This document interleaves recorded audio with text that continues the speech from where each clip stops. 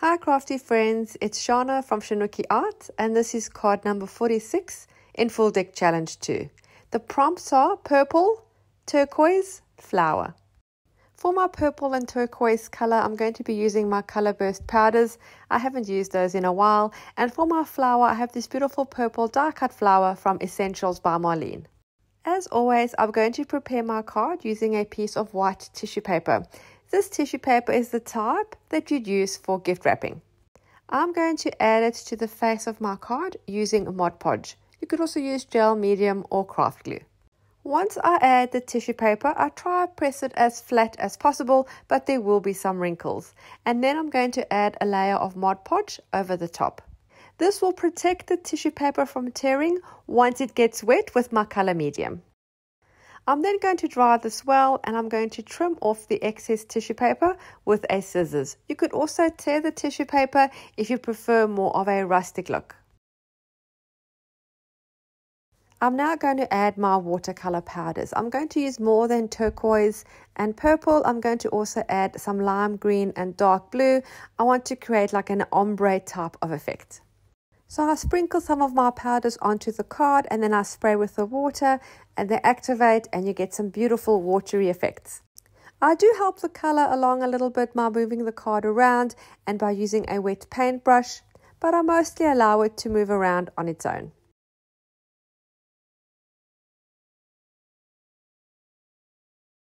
These watercolor powders that I have two types. There's the Color Burst range from Ken Oliver and then there's another one called Brusho.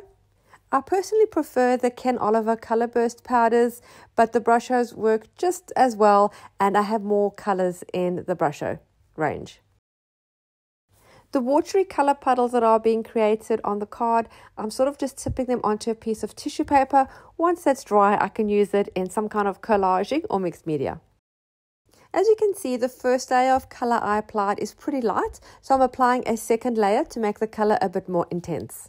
And this was a little too blue. I preferred the purple, so I've taken the blue off just with the tissue and I'm applying more of the purple in this section. If you'd like to join in the Full Deck Challenge, you can also join my group on Facebook. Just search Full Deck Challenge Group.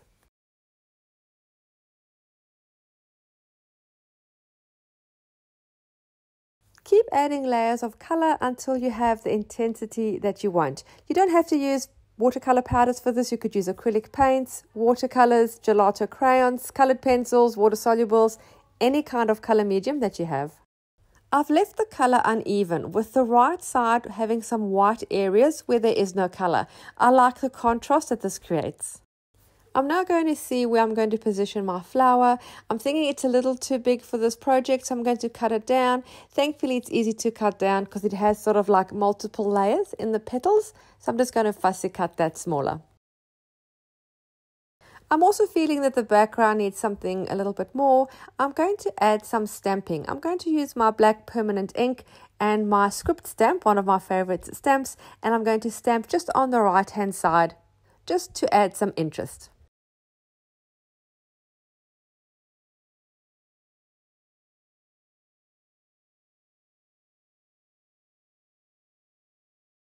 I'm also going to add some black around the edge of the card like a frame. I'm using my black watercolor pencil where I dip the point in water and then draw along the edge about 1 millimeter or 2 in from the edge.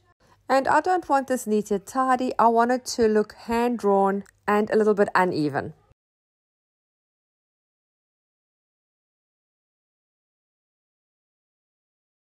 Once that's nice and dry, I'm going to add one of my favorite things, something that I add to a lot of my projects, and that is paint splatter. Using watered down white acrylic paint and a fan paintbrush, I'm going to add the splatter. Because the acrylic paint is watered down and I'm applying it to watercolor powders, some of the color will seep into the white droplets. I think it gives it a beautiful effect. If you want a stark white splatter that stays white, another good thing to use is whiteout, or what I know it as is Tipex. That, as far as I know, doesn't absorb the color. I now need to create a stem for my flower. I'm just using a marker and creating a green line down a page, and then I'm going to use a black fine liner pen to go around it a couple of times, Again, very freehand. I want it to look hand-drawn, and then I'm going to cut it out. And this is going to be the stem for my flower. You could also use a piece of colored cardstock or even something from a magazine. Even a piece of ribbon or a thread or a piece of fabric. Once I'm happy with the positioning, I'm going to glue this down. Again, I'm just going to use Mod Podge. It's on my desk and it's handy, but you can use your favorite adhesive.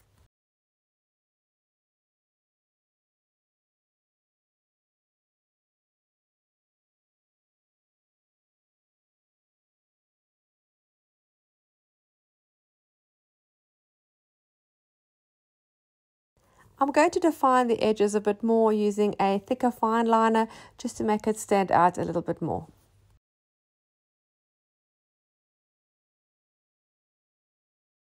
I'm now going to add a sentiment. I've chosen the black writing on the white background. I think it'll stand out better and won't get lost in the darker background.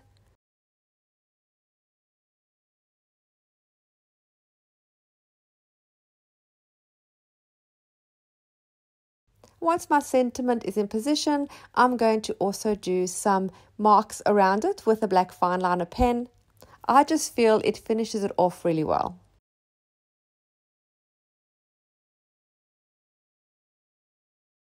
And then I decide I don't like the stem hanging off the card. I am going to trim it in line with the card so it's all as one piece.